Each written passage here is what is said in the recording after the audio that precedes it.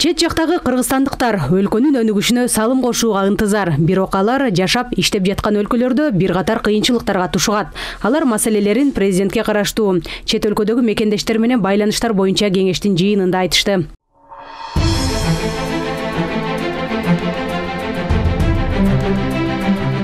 Даярдап, эң биринчи коопсуз миграция боюнча маалыматтарды берүү боюнча иштерди ишке ашырсак. Чет мамлекетте төрөлгөн балдарга Кыргыз Республикасынын жарандыгын алуу абдан татаал процедура. Ошол процедураны дагы жөнөкөйлөштүрүп берүүңүздөрдү суранышат. Акчаларын үй алабыз деп курулуш компанияларына берип, ара жолдо калган мекендештердин үнүн сизге жеткирип коюу менин милдетим. Кеңештин жыйынына Россия, Казакстан, Түркия, Кытай жана башка жалпысынан 12 мамлекеттен мекендештер келген. Аларга президент кайрылуу жолдоду. Аны министрлер кабинетинин төрагасынын орун басары Эдил Байсалов окуп берди. Кайрылууда мигранттар которгон акча калктын негизги киреше булагы болбошу керектиги белгиленген. Мигранттар ушул жылдын 8 айында 1 миллиард 263 миллион доллар жөнөткөн. Мен өз позициямды бекем карманам. Эмгек мигранттардын акча которуулары калктын негизги киреше булагы болбош керек. Ал эми тышкы миграция адамдардын бакубаттуулугун кепили боло албайт. Мамлекет өнүгүү маселелеринин чечүүнүн альтернативдүү жолдорун табууга жана ишке ашырууга милдеттүү. Өлкөнүн инвестициялык жагымдуулугу жана калктын ишкердик демилгелеринин ишке ашыруу үчүн шарттарды түзүү экономикалык өнүгүүнүн моделинин аныктоочу элемент болууга тийиш. Мамлекет жумуш орундарын түзүүгө, инвестициялык климатты жакшыртууга аракет көрүүдө. Ири долбоорлор ишке ашырылып жатат. Чет жактагы айрым кыргызстандыктар дагы мекенине инвестиция салууга даяр. Бирок ал үчүн тиешелүү жол жоболор жоктугун Азамат Исмаилов белгилейт. Ал 1+1 долбоорун ишке киргизип, аны менен аймактардын өнүгүшүнө салым кошууга ынтызар. $1 бізді мекендеш алып келсе, екіншісі мамлекет береді. Бұл жеңілдетілген кредит болушу мүмкін, бұл гранттық жардам болушу мүмкін.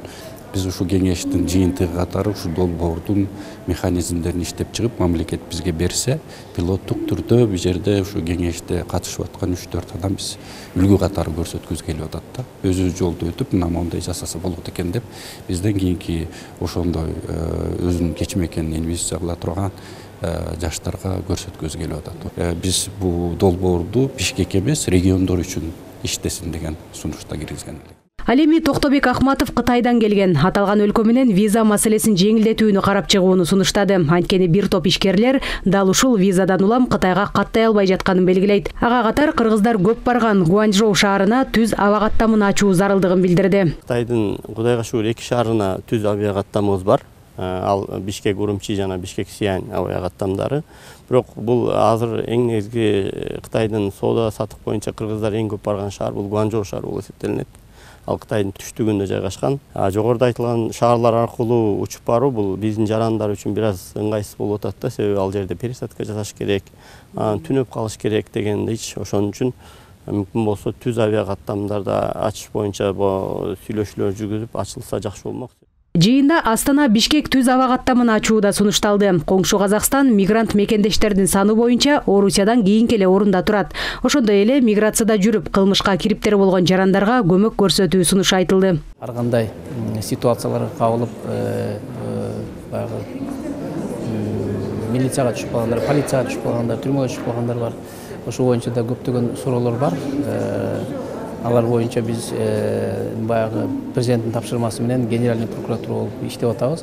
Бирок көбүнчөсүн ошо кармалып калгандар боюнча баягы түрмө иши, ошо полиция иши анын баарын биздин тышкы иштер министринин консулдары чечишет.